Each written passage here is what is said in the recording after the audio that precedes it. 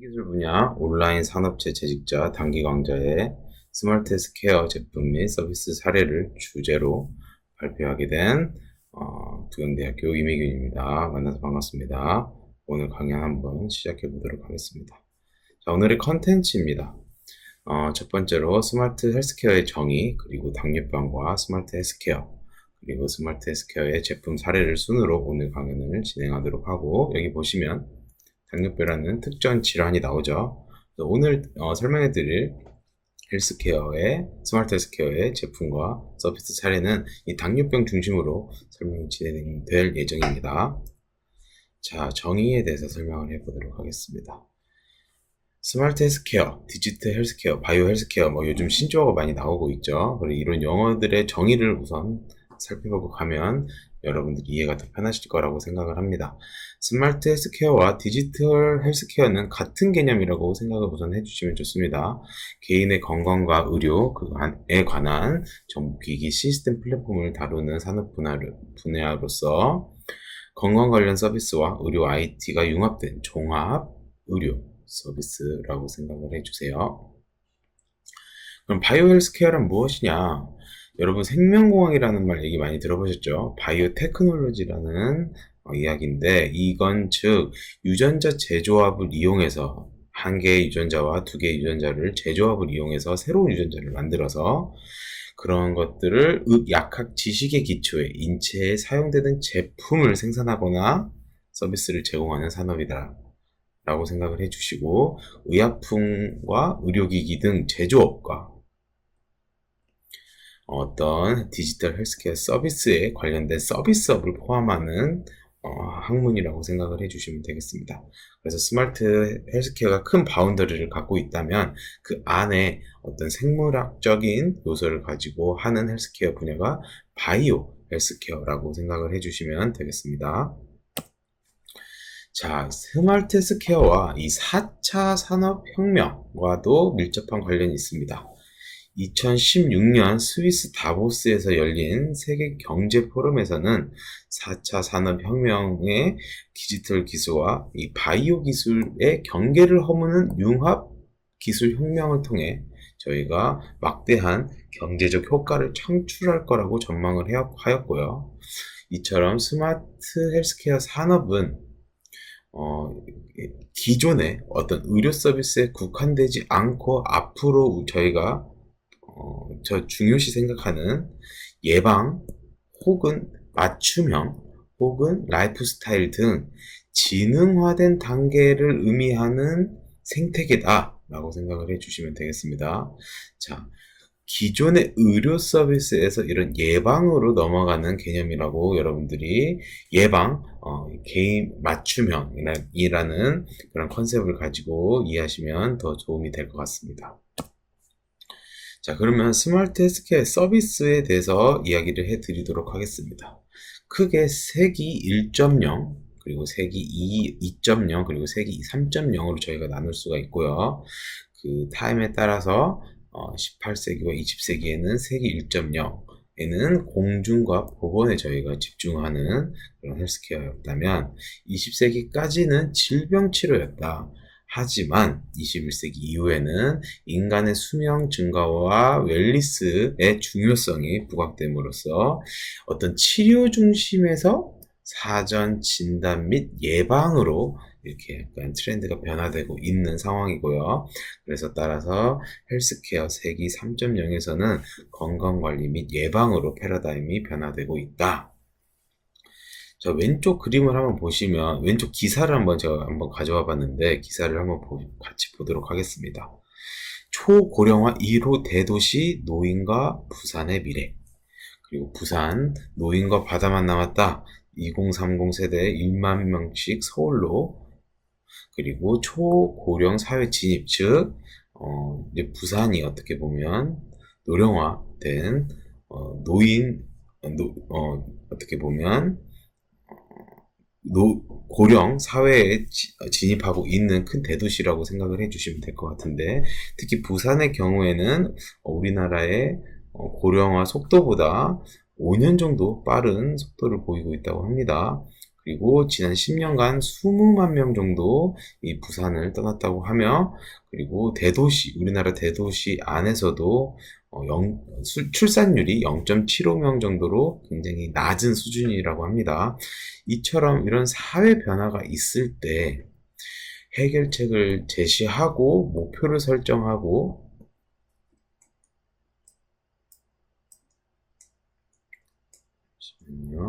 이런 목표를 설정하는 데 있어서 이 사회 변화가 반영이 되더라.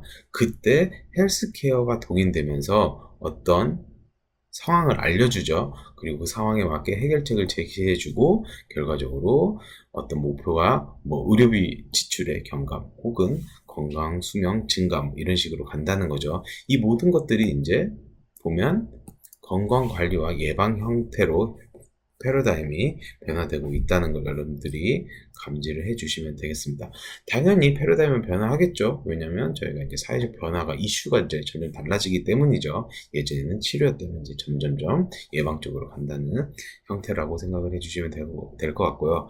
부산시 7대 전략 사업에서도 이 라이프 케어, 이 강의가 지금 라이프 헬스케어에 관련된 거죠. 그 중에서도 스마트 헬스케어, 의료기기, 의료 서비스를 중심으로 이렇게 세부 산업 분야가 펼쳐져 있다는 걸 여러분들이 알아두시면 큰 도움이 되실 것 같습니다. 자, 그러면 이 4차 산업혁명은 산업 시스템을 변화시켜서 어떤 건강에 대한 접근 방식을 변화시키고 있으며, 이 헬스케어를 기반으로 하는 산업 또한 많이 변화되고 있다고 생각을 해주시고, 스마트 헬스케어는 융합된 기술의 IT 기기 서비스를 사용하는 환자의 개개인의 질환관리, 건강관리, 그리고 식습관관리 등 다양한 서비스 형태로 발전이 되고 있다. 즉 다시 말해서 개인별 맞춤형 치료 서비스가 가고 있다. 과거에는 이랬다면 미래는 이렇다 라는 얘기죠. 증상 기반이었다면 현재는 패턴 기반, 나중에는 알고리즘 기반으로 가게 될 거고, 과거에는 직관적이었다면 지금은 어떤 증거 기반이죠. 어떤 증상 기반 이런 식으로 가고 있다면 나중에는 정밀 기반으로 해서 맞춤형 예방, 진단, 치료가 일어난다. 이런 맞춤형이나 이런 개인형, 개인별 이런 용어가 요즘 화두가 되고 있는 상황입니다. 자, 그래서 스마트 헬스케어 산업을 저희가 한번 크게 보면 세 가지 파트로 나눌 수가 있다. 하드웨어, 그리고 소프트웨어, 서비스가 있는데 한번 보시죠. 하드웨어 같은 경우는 여러분들이 일반적으로 알고 계시는 기기입니다. 그래서 개인 건강관리 기기, 웨어러블 기기. 근데 그것들이 어떻게 사용되는가 보면 혈당, 혈압, 심전도, 활동량 측정, 어떤 측정 값들을 위주로 하고 있는 상황이라면, 이 소프트웨어는 어떤 미드웨어, 플랫폼, 통신 네트워크다. 앱들이 많죠, 이렇게. 그래서 정보 제공을 하는 앱, 그리고 개인 건강을 기록하는 앱, 병원 기록을 관리하는 앱, 이런 식으로 앱 베이스로 소프트웨어가 발달이 됐다는 걸 여러분들이 확인을 하실 수가 있고요. 그리고 서비스가 있습니다. 진단 서비스, 건강 관리 서비스로 이렇게 서비스 개념인데, 여기 보시면 이런 기기들을 측정을 하고 소프트웨어를 사용해서 어떤 분석이나 어떤 정보를 제공해주고, 그 다음에 서비스로 연결되는 체외진단 서비스, 노인 관리 서비스로 연결이 되는 식이라고 여러분들이 이해를 하시면 되겠습니다. 그래서 하드웨어부터 소프트웨어 서비스까지 이렇게 헬스케어 산업이 구성되어 있다고 생각을 해주시면 되겠습니다. 특히 이 부분은 여러분들 요즘 많이 흔하게 접할 수 있는 부분인 점 좀 알아두시면 좋을 것 같습니다. 그럼 당뇨병과 스마트 헬스케어에 대해서 설명을 드리도록 하겠습니다. 자, 당뇨병이란 무엇이다? 4대 사망 원인 질병 중 하나다. 워낙 요즘 정말 많이 매스컴에서 다루고 있죠. 당뇨병은 무엇이냐? 비전염성 만성 질환이며 오줌 속에 당이 섞여 나와 있는 걸 말한다. 저희가 먹으면 혈액 속에는 당이 들어가 있는데 그걸 혈당이라고 하고요. 혈당은 나쁜 게 아닌 거죠. 어느 정도 혈당이 유지되어야 하는 건데 그게 과다 섭취가 됐을 경우에는 이렇게 혈당이 너무 많이 넘쳐서 소변으로 나오게 되는 걸 당뇨병이라고 합니다. 원인 같은 경우는 저희가 인슐린 호르몬의 부적절한 거고, 그리고 유전적 요인이 굉장히 셉니다. 당뇨병은. 그리고 발현 인자 같은 경우는 그런 비만, 임신, 정신적 스트레스, 그리고 세균 감염자 등 여러 가지 발병 인자가 있습니다. 일반적으로 정상치는 80에서 120mg 데시리터가 되겠네요. 자, 오른쪽을 보시면 글루코미터가 있습니다. 저희가 피를 얻어서 여기 시험지에 놓고 측정을 하면 이런 식으로 이런 수치가 저희가 가장 많이 쓰는 그 유닛입니다. 그래서 이 수치가 80이면 정상치구나, 120이 넘으면 비정상이구나, 우리가 이렇게 확인할 수 있는 게 바로 기계에 나오고요. 혈당이죠. 당의 대표적인 그 음식물인 설탕이 여기 나와 있는 걸 여러분들이 확인하실 수가 있습니다. 자, 그럼 당뇨병 증상에는 무엇이 있는가? 다음, 다식, 다뇨가 있습니다. 소변을 자주 본다든지, 그리고 처음에는 살이 찌는 듯 하나, 나중에는 살이 좀 더 빠지면서 여유게 되고요. 피로가 옵니다, 피로가. 그리고 어떤 저항력이 약해져서 골마도 잘 낫지 않는 그런 형태가 나오고, 그리고 시력에도 굉장히 큰 영향을 주는 그런 질환이라고 생각을 해주시면 되겠습니다. 그리고 또 잇몸도 굉장히 영향을 많이 줍니다. 잇몸에도. 그래서 피의 순환이, 그러니까 서큘레이션이 나빠지면서 잇몸염증이 생기고 피가 잘 나며, 그리고 이가 잘 빠지는 그런 증상들이 있습니다. 그리고 이게 가장 중요한 핵심이죠. 당뇨병의 증상은 처음에는 무증상으로 시작한다. 바로 당뇨병에 걸렸다고 해서 어떤 아픔이 바로 오진 않습니다. 저희가 감기가 걸리면, 코감기가 걸리면 코에 염증이 생기고 바로 이게 증상이 나타나는데, 이 당뇨병이라는 건 순간 당뇨가 올랐다고 해도 그런 저희가 판단하는 기준치를 넘었다고 해서 한다고 한들 바로 증상이 나타나는 게 아닌데, 상당히 진행이 된 뒤에 발견된다는 게 가장 큰 어떻게 보면 증상이라고 생각을 해주시면 되겠습니다. 당뇨의 합병증이 또 중요합니다, 여러분. 당뇨병은 아까도 말씀드렸다시피 증상이 없는 경우가 많고, 초기 단계라고 해도 진단을 받아도 대수롭지 않게 넘기는 경우가 굉장히 많습니다. 그래서 장기간 방치를 하게 되죠. 무증상을 하니 장기간 방치를 하게 되고 치료를 하지 않게 되고, 그러면서 합병증이 나타나는 경우라고 생각을 해주시면 되겠습니다. 하지만 이 합병증은 장기간 치료를 하지 않고 장기간 방치를 하면서 만들어진 합병증이라 또 치료가 잘 되지 않는 것이 또 특징이라고 생각을 해주시고, 그리고 저혈당 쇼크라는 말씀 많이 들어보셨죠? 혈당이 너무 내려가서 오는 급성 합병증인 저혈당을 빼고는 다 고혈당이 문제다.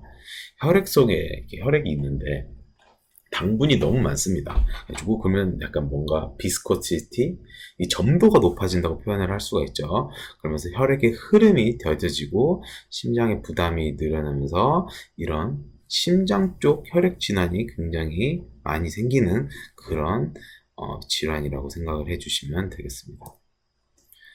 자, 그러면 여기 기사를 한번 보시죠. 고혈압, 고지혈증, 고혈당, 세 개의 고가 혈관에 관련된 세 개의 레벨들이 고를 하면 이렇게 위험해진다.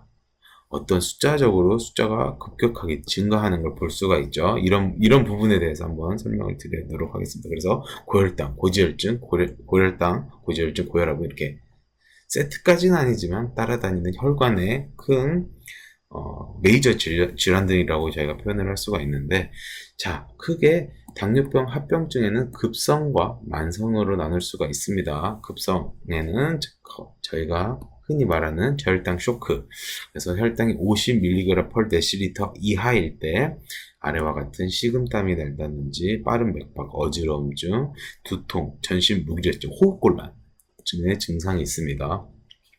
만약에 저희가 일상생활을 하다가 저혈당 쇼크가 오면 설탕물을 먹거나 사탕을 먹거나 해서 당을 확 높여서 이런 호흡곤란 이런 걸 저희가 바로 대비를 할 수 있지만, 저희가 자는 동안에 갑자기 저혈당 쇼크가 온다, 호흡이 안 들어온다, 그러면 더 아주 곤란한 상황이 벌어지는 거죠. 그래서 저혈당 쇼크가 새벽에 오는 경우는 상당히 위험하다 라고 생각을 해 주시고요. 그리고 또 다른 급성 합병증으로는 당뇨병성 케토산 혈증이 있고 비케토성 고삼투화성 혼수가 있습니다.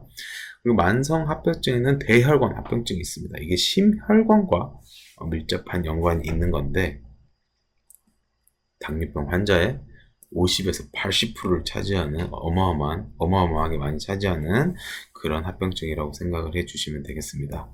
실제로 당뇨병만 있을 때는 심근경색증 위험도가 일반에 비해서 2배에서 3배밖에 되진 않지만, 이런 고혈압, 아까 말씀드렸던 고혈압과 동반하면 8배, 그리고 고지혈증까지 있으면 20배까지 올라가는 증가 위험도가 있고요. 그리고 아까도 말씀드렸다시피 당뇨병은 실명과 시력과 밀접한 연관이 있는 그런 병이라고 생각을 해주시면 되겠습니다. 자, 당뇨병 치료는 어떻게 보면 가벼운 당뇨병일 때는 이런 식사나 운동으로 해결이 가능하지만, 이게 부족할 경우에는 약물을 추가적으로 하고, 약물에는 이제 인슐린을 분비를 많이 해야 하기 때문에 이런 대표 약물들이 많이 활용이 되고 있습니다. 이게 이제 제가 이거 말하는 이유가, 이제 이것들을 보완하는 어떤 스마트 헬스케어 제품이 나오고 서비스가 나왔기 때문에 약간 당뇨병에 대해서 좀 자세하게 설명을 드리는 점 이해해 주시면 좋겠고요. 자, 당화혈색소와 어떤 혈당의 수치를 알기 전에 우선 이 아래 그림을 한번 보시죠.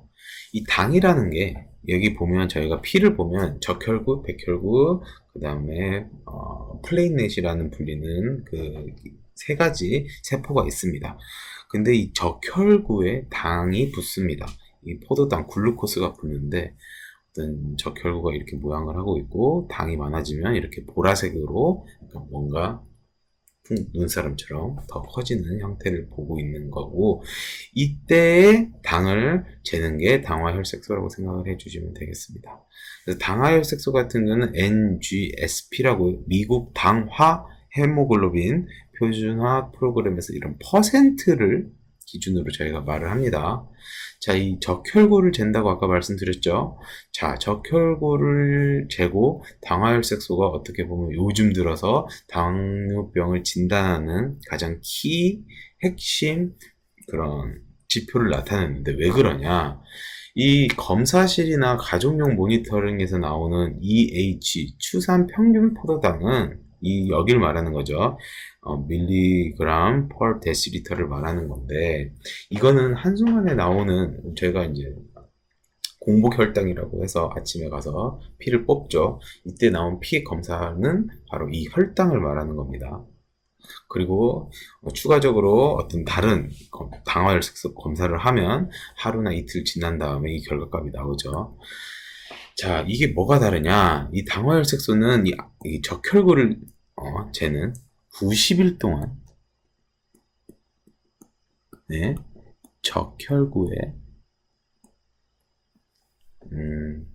적혈구의 수치를 재는 거다라고 생각을 해주시면 되겠습니다. 왜 90일 동안이냐? 적혈구의 수명이 90일입니다. 그래서 적혈구는 90일 지나면 없어지고 다시 또 적혈구가 만들어지고, 이런 형태로 적혈구가 저희가 보완이 되는데, 수명이 90일이나 됩니다. 그래서 이런 90일 동안 추적된 어떤 수치를 말하고 있다. 그래서 당화혈색소가 더 당뇨병 진단에 있어서는 더 많이 사용되는 수치라고 생각을 해주시면 되겠습니다. 그 당화혈색소와 혈당의 그런 변환식은 아래와 같으니 한번 참고해 주시면 좋을 것 같고요. 그래서 이렇게 당뇨를 어떤 의료기기로서 저희가 판단하기 위해서 뭐가 필요한가? 트래킹 요소가 필요하다. 그게 뭐가 관련이 있다? 저희가 말하고자 하는 스마트 헬스케어의 제품과 관련이 있다라고 생각을 해주시면 되겠습니다. 그래서 오늘 핵심 키워드는 트래킹입니다. 자, 스마트 케어 제품 사례입니다.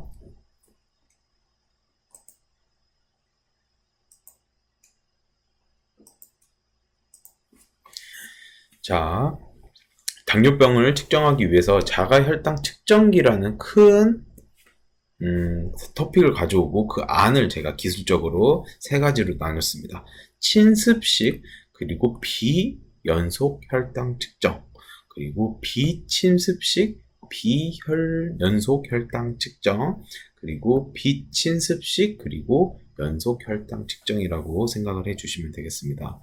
자, 첫 번째, 제가 보통 수업이나 이렇게 관련 강의를 할 때 이게 제너레이션이라는 말을 좀 많이 쓰긴 하는데, 첫 번째 제너레이션은 이렇게 어떻게 보면 침습식이라는 건 고통이 이렇게 따른다는 거죠. 수반한다는 건데, 이렇게 고통이 수반하는 경우가 이제 침습식, 그리고 혈당 측정이 한 번만 가능한, 인스턴트한 그런 걸, 첫 번째 제너레이션이라고 하고요. 두 번째 제너레이션 같은 경우는 비침습식, 아프지는 않지만 역시나 연속으로 혈당 측정은 어려운 케이스, 그리고 마지막으로 아프지도 않고 연속적으로 혈당을 측정할 수 있는 게 세 번째 제너레이션이라고 나눌 수가 있습니다. 자, 그럼 첫 번째 침습식과 비연속 측정은 여러분들이 흔히 아시는 가장 많이 팔리고 가장 많이 사용되고 있는 체열 베이스 혈당 측정 기기가 되겠습니다. 자, 오른쪽 그림 보시면 이제 쿠팡에서 이렇게 이런 물질들을, 이런 제품을 파는데 35,000원 밖에 안 하죠. 그리고 리뷰 수도 보면 3,500개가 넘는 걸 보면 정말 많이 팔리는 베스트셀러라고 생각을 해주시면 되겠습니다. 그래서 보시면 체열침이 있어서 피를 우선 내고요. 그 다음에 혈당 시험지에 이렇게 묻혀서 이렇게 혈당 측정기에 놓고 측정을 하는 그런 그런 환경으로 저희가 측정을 한다고 생각을 해주시면 될 것 같습니다.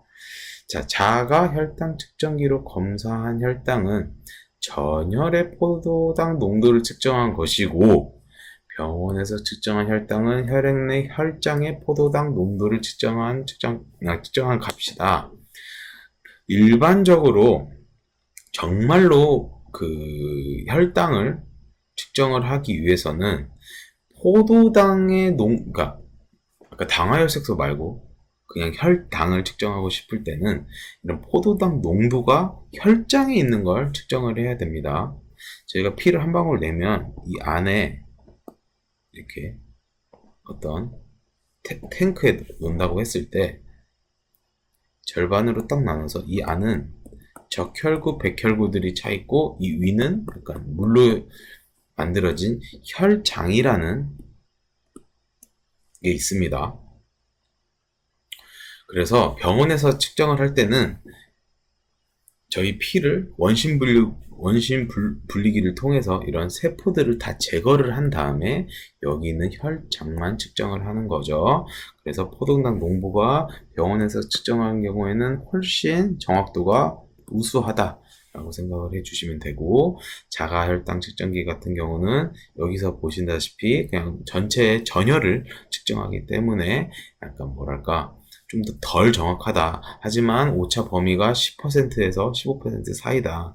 그래서 병원 가서 이제 고생하면서 측정하는 것보다 어느 정도 상대적인 측정값을 알기 위해서는 집에서 자가혈당 측정기를 사용해도 충분하다라고 생각을 해주시면 될 것 같습니다. 자, 이런 첫 번째 제너레이션인 침습식 비연속 측정에 단점이 있습니다. 체열하기가 번거롭겠죠. 그리고 침습식이기 때문에 고통이 수반해서 거부감이 드는 과정이라고 생각해 주시고, 하루 10번 이상 혈당을 측정해야 하는 제1형 소아 당뇨병 환아 같은 경우는 더 측정이 어렵겠죠.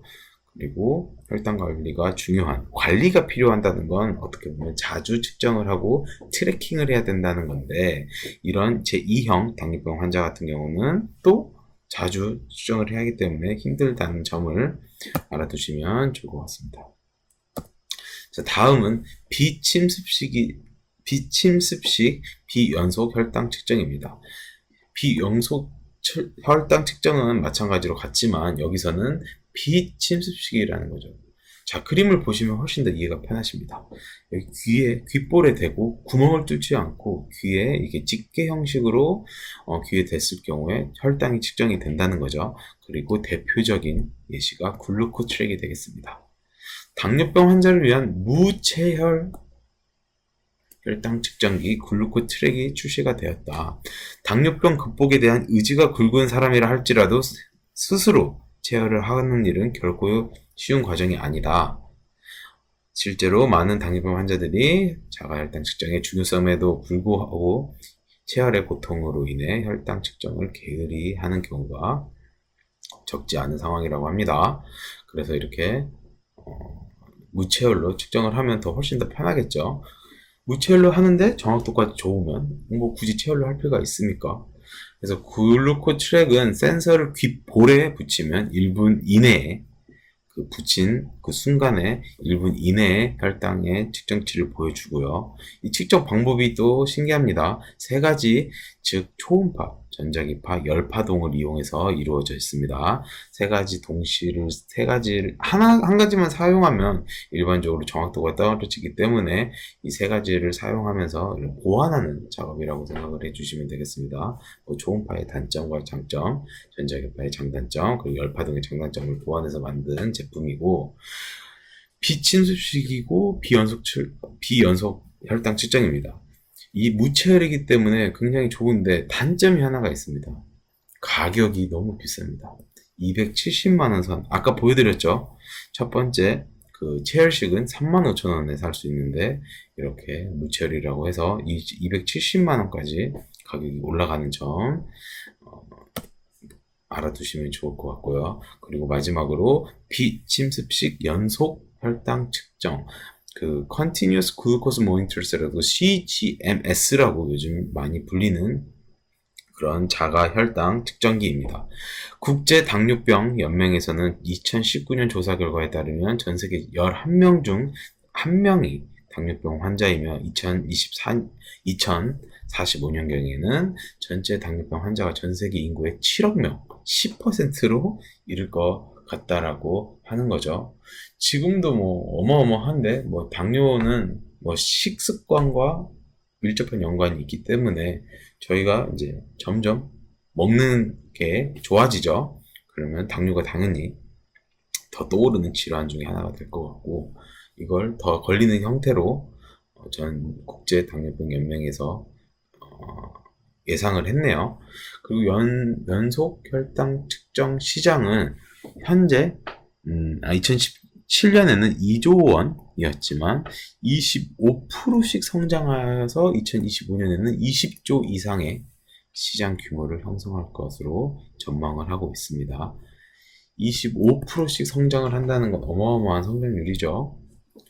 자, 그러면 대표적인 스마트 헬스케어 제품, 비침습식 연속 혈당 측정이 가능한 스마트 헬스케어 제품에 대해서 설명해 드리도록 하겠습니다. 에보트사에서 만든 프리스타일 리브레라는 제품이고요. 2022년에 그 CES라고 여러분 아시죠? 매년 라스베가스에서 세계 최대의 전자제품 박람회가 열립니다. 코로나 때문에 못 열리다가 2022년에 열렸는데 이때 최고 혁신상을 받았던 제품이라고 생각을 해주시면 되겠습니다. 한국에서도 삼성, LG, 현대 여러 가지 CEO들이 매년 이 행사는 항상 참여를 하시죠. 그리고 CES 역사상 최초로 헬스케어 기업 대표가 기조연설을 맡아서 헬스케어에 대한 관심도가 어마어마하구나 라는 걸 저희가 간접적으로나마 알 수가 있겠죠. 자, 프리스타일 리브레 최고 혁신상 수상, 그리고 에보트의 사에 프리스타일 리브레를 출품하면서 이런 상을 받았다라고 생각을 해주시면 되겠습니다. 자, 한국에서도 팔죠. 그래서 이런 쿠팡 같은 사이트 가면 약 10만원 정도, 이게 보통 2주간 측정을 할 수 있습니다. 그래서 2주간 동안 10만원 정도 저희가 투자를 하면서 아프진 않지만 비침습식이지만 연속 혈당 측정을 할 수 있는 디바이스를 저희가 구매를 해서 저희 혈당을 파악을 할 수가 있다고 생각을 해주시면 되겠습니다.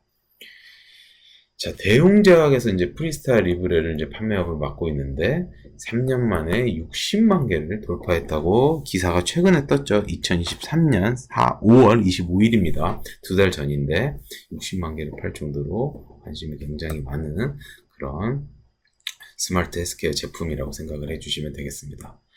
자, 지금 1형 당뇨와 2형 당뇨를 제가 지금 설명을 하려고 하는데 이게 왜 중요하냐? 이 프리스타일 리브레 제품이 1형 당뇨 환자에게는 70%에서 100%까지 공단에서 환급을 해줍니다. 그만큼 보험 적용이 가능하다는 그런 제품이고요. 자, 그러면 1형 당뇨와 2형 당뇨가 뭐가 다른지 봅시다.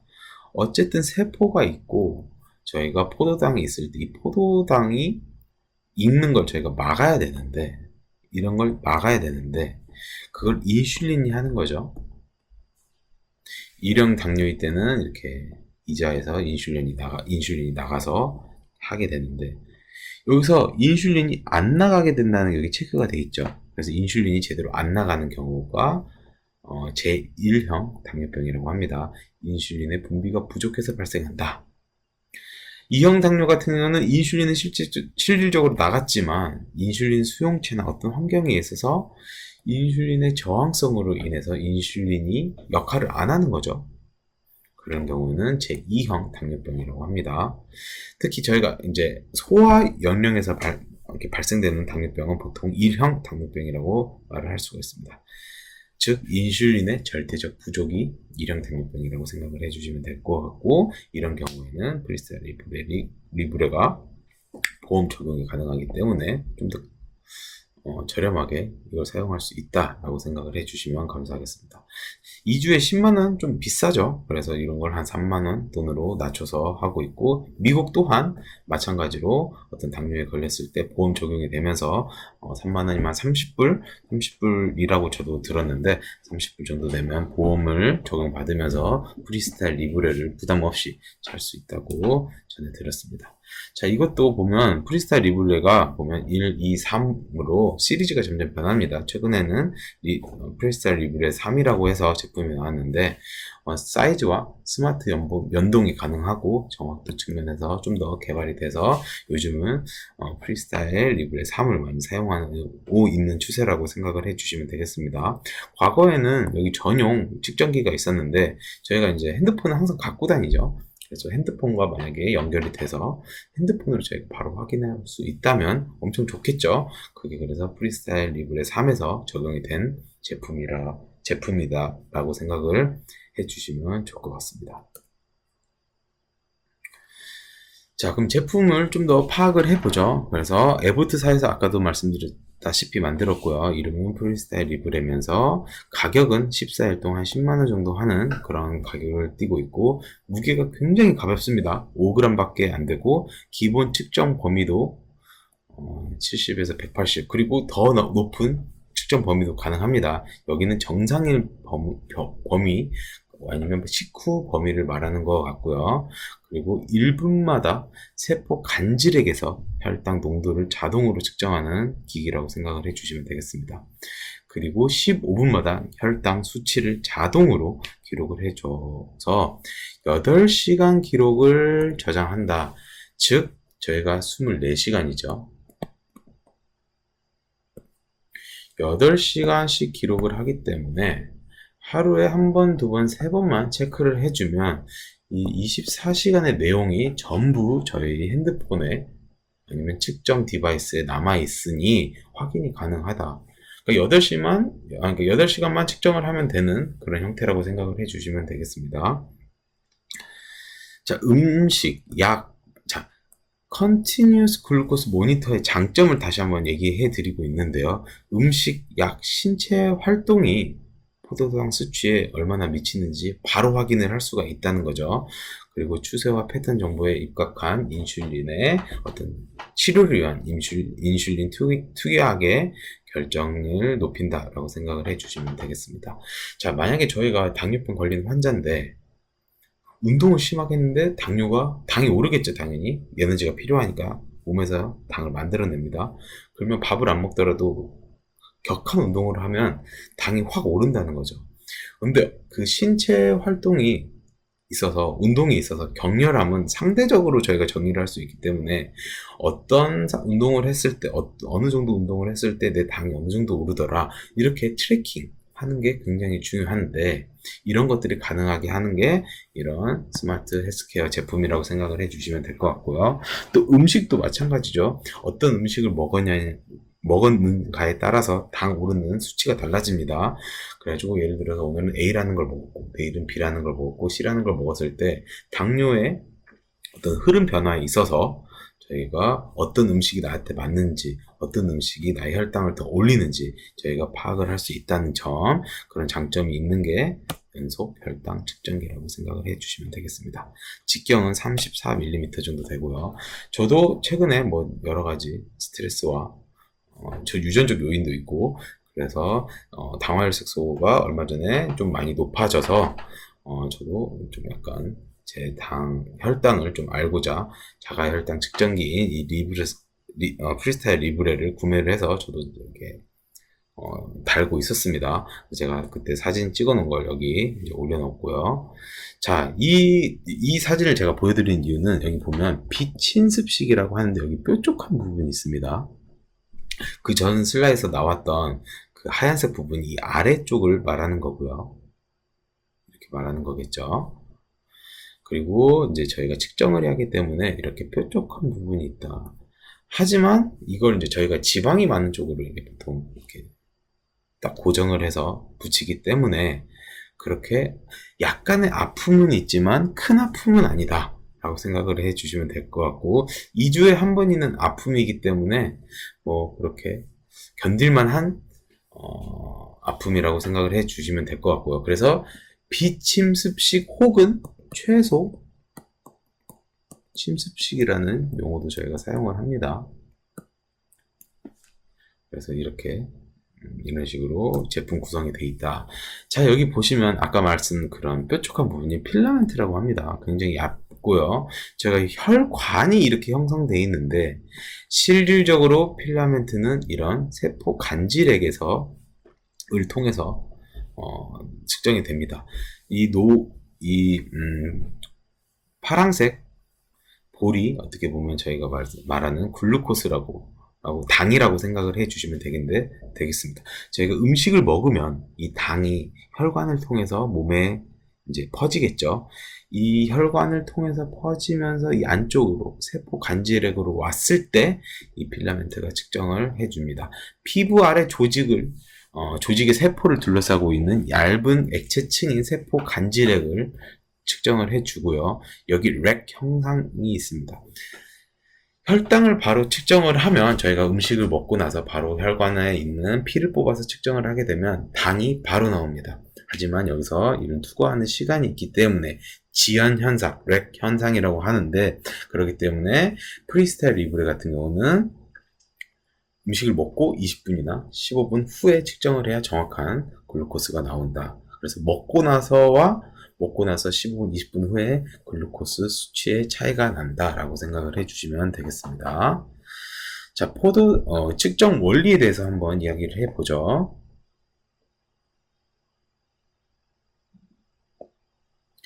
자, 포도당을 분해하는 당산화 효소가 포도당을 분해하여 과산화수소가 생성이 됩니다. 이때 전극에서 이 과산화수소를 분해되도록 전압을 인가를 시키고요.